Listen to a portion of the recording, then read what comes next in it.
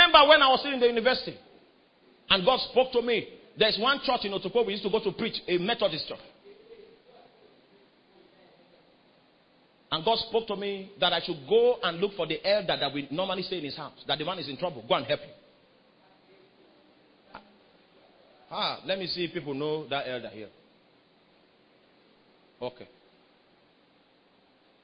We used to preach in Methodist church, Sabongeri, in Otukpo. And so God said, go and meet the elder. Help him because he has a serious problem. I delayed for 3 days. And after 3 days, I could no longer hold it. So I took a vehicle that brought me to Otukpo. When I approached the elder's house, I met them in a strange state. And I walked up to the man and I said, God said you had a problem and he has sent me to help you. He said, you came late. Then I began to blame myself because I delayed for 3 days before I came there. Hey, what happened? He said, this man just came from the village now. He said, my mother died. I said, all right. There's a room I normally stay when I come there. So I was ushered into that room for 1 hour. I came out and said, your mother didn't die. The man said, Walai, he died.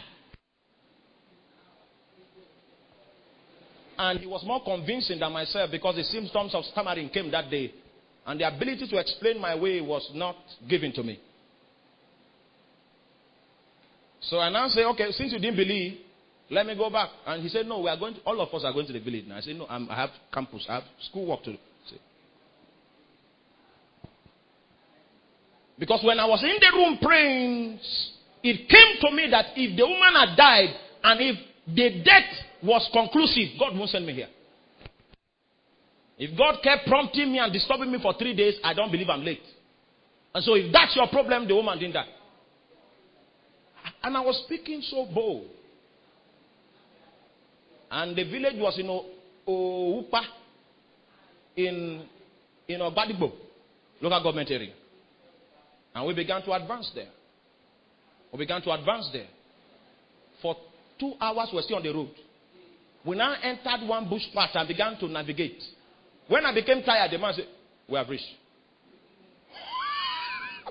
I wanted to abort mission.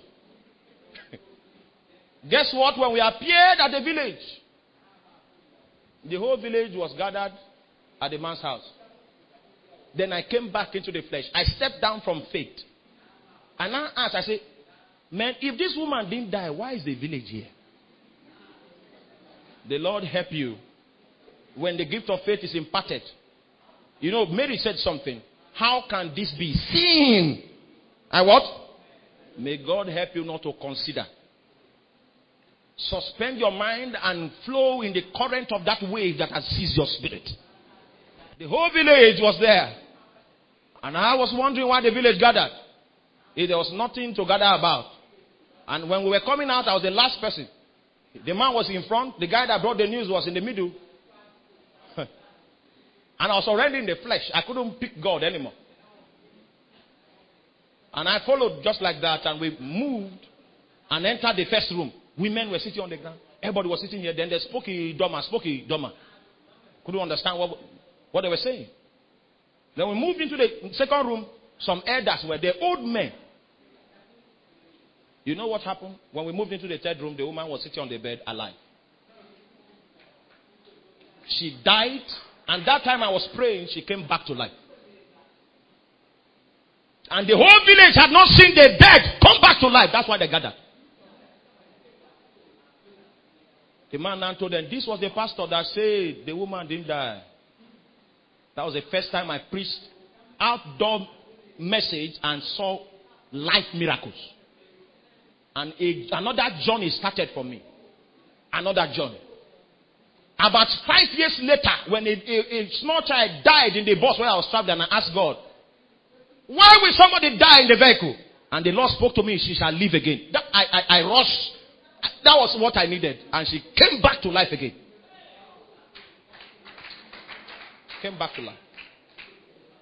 Now, you see, if you know how to respond to the gift of faith, and you know when God has activated you, when the Spirit of the Lord has overshadowed you, and you are gliding from that realm, you can change many things.